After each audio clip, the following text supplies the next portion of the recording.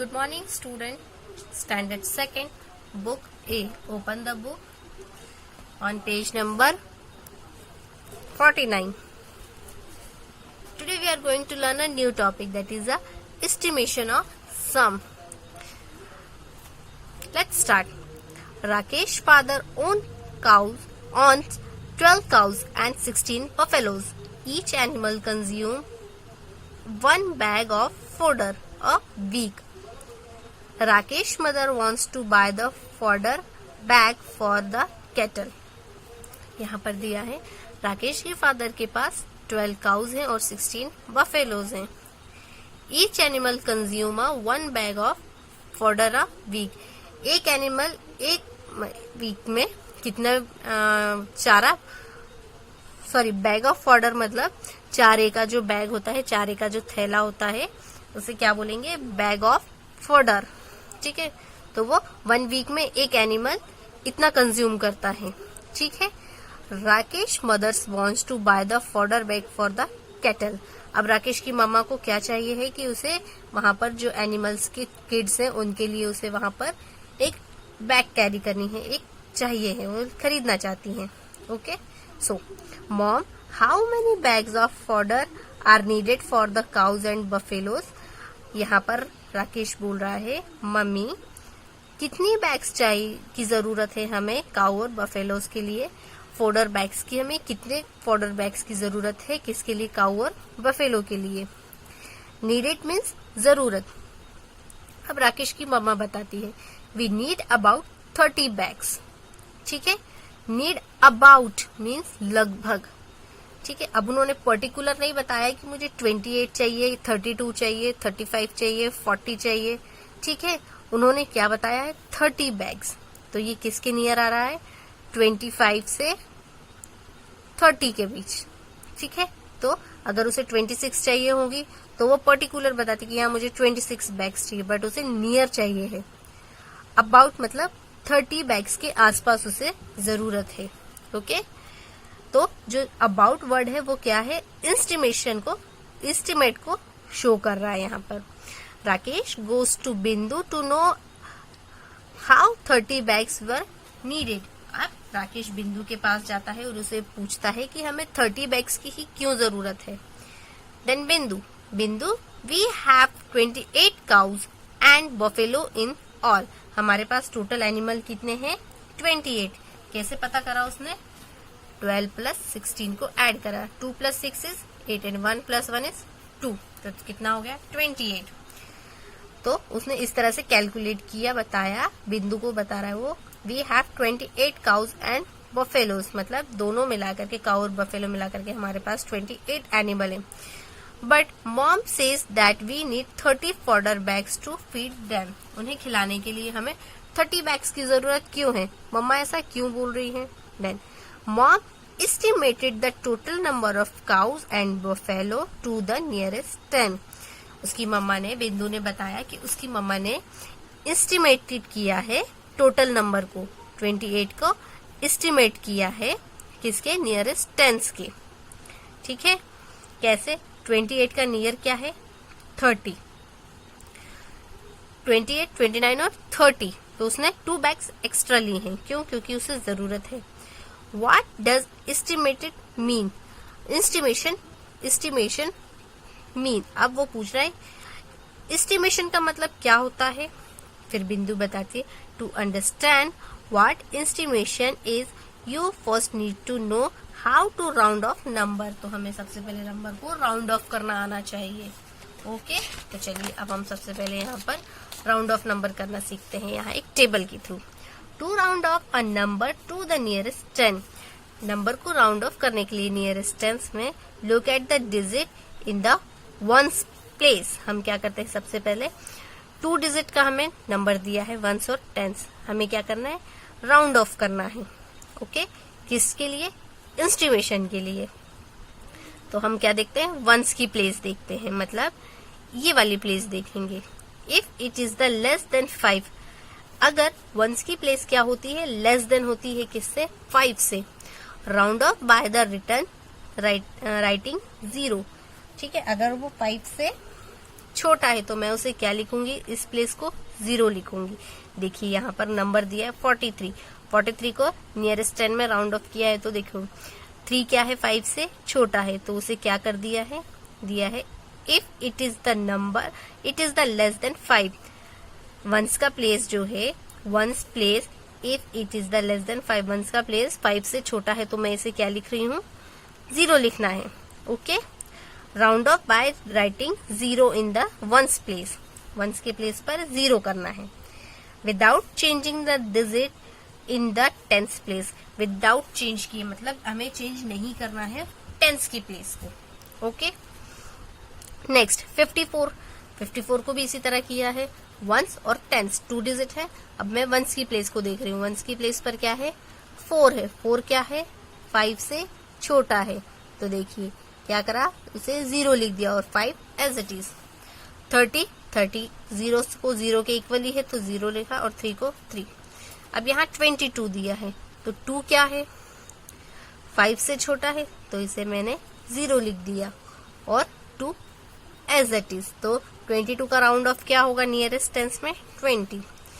इसी तरह से 71 का 70, क्यों, क्योंकि 1 क्या है 5 से छोटा है और 20 का 20 ही। Next condition, if the digit in the ones place is 5 और मोर, अगर वंस की प्लेस क्या है, वंस की प्लेस 5 और मोर 5 हो। यहाँ पर क्या थी लेस 5 थी और यहाँ क्या है मोर 5 हो। 5 हो या 5 से ज्यादा बड़ा नंबर हो, मतलब 6 7 8 9। Round off by the 0 in the ones place, round of क्या करेंगे हम 0 को वंस प्लेस को तो राउंड ऑफ 0 में ही करेंगे, but place ones place and adding the 1 to the digit in the tens place, tens की प्लेस पर हम क्या करेंगे 1 ऐड करेंगे। किस कंडीशन में, जब वंस का प्लेस का नंबर 5 से बड़ा हो। ओके, वंस का नंबर 5 से बड़ा हो। जब 5 से छोटा होता है वंस का नंबर तो हम क्या करते हैं, कुछ नहीं करते हैं, सिर्फ वंस की प्लेस को 0 कर देते हैं और आगे का नंबर एज इट इज लिखते हैं। पर जब बड़ा हो 5 से, वंस की प्लेस का डिजिट 5 से बड़ा हो या 5 हो तो हम उसे क्या करेंगे, वंस की प्लेस को तो 0 लिखेंगे बट टेंस की प्लेस में हम 1 ऐड करेंगे। ओके, देखिए नंबर दिया है 47। 47 में 7 क्या है 5 से बड़ा है तो देखिए इसे तो 0 कर दिया बट +1 कहाँ करा 4 में, तो 4 + 1 5। इसी तरह से 9 भी क्या है बड़ा है तो 9 को यहाँ 0 लिखा और +1 कहाँ करा टेंस की प्लेस में, तो 8 + 1 इज 9। 75 में भी सेम यही करा है। 5 एज इट इज, 5 के इक्वल है तो 5 को 0 लिख दिया और 1 प्लस यहाँ 7 में तो 80। अब 26 में 6 क्या है 5 से बड़ा है तो 6 को मैं 0 लिख सकती हूँ और 2 में +1 करेंगे तो 30। 78 भी 5 से बड़ा है तो वंस का प्लेस 8 है, 8 किससे बड़ा है 5 से, तो 0 + 1, 7 + 1 इज 8। 57 में 7 5 से बड़ा है तो 7 को मैं 0 लिख देती हूँ और 5 में +1 करते हैं तो 60। ये हमारा टेंस प्लेस के लिए राउंड ऑफ नंबर हो गया with the 2 condition. First condition is less than 5, so we can write the number ones place number 0 and the tens place number as it is. But if the digit of the ones place 5 is more than 5 or more, so we can do the ones place as it is 0, but on the tens place add 1. Okay, so that is the difference. Now moving on the question, exercise 3.5. देखिए 32 है, 32 का round of क्या होगा, पहले मैंने क्या किया था वंस की प्लेस को देखा था, क्या वो 5 से छोटी है, 5 से छोटी है तो मैं क्या करती हूँ 0 लिखती हूँ और 3 एज इट इज। लेस है 2 5 से तो मुझे कुछ नहीं करना है, सिर्फ वंस की प्लेस को 0 लिखना है और टेंस की प्लेस को एज इट इज। जबकि 25 क्या है 25 में वंस की प्लेस पर 5 है और 5 के इक्वल है और इक्वल है, बड़ा नहीं है, इक्वल ही है। तो मैं क्या करूंगी, 5 को 0 कर देती हूँ और 2 में क्या करूंगी, +1, तो 2 + 1 is 3। Okay, now C and D is your homework. Round off the number to the nearest 10 and write them in the blanks. यहाँ पे दिया है, टेबल दी हुए 2, अब हमें क्या करना है, राउंड ऑफ करना है। I bought chocolates for 70 rupees.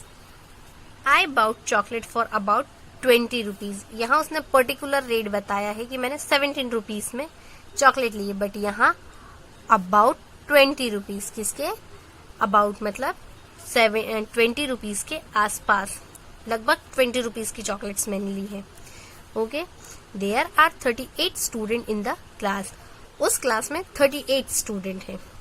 एक फिक्स बताया है, फिक्स स्टूडेंट बताए हैं, बट इसे अनदर वे में कैसे बोलेंगे, there are about 40 students in the class. ठीक है, क्यों, क्योंकि देखिए 38 में 8 क्या है, 5 से बड़ा है, तो 8 को मैंने 0 किया और +1 तो 40, तो देखिए ये 40 आ गया।